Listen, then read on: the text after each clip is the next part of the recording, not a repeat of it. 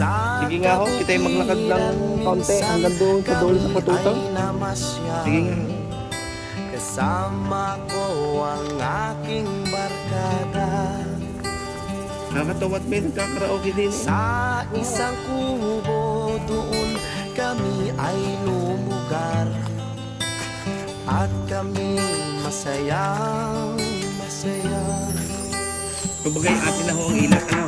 Pagkagising ko sa umaga'y maririnig mga ibon umawi. Sa baba pa. Tinig na inaawit nila kahit tamis at ikaw ay Pero yung ating bato, nasa bandera yan. So, ang ibabang ito yung atin na.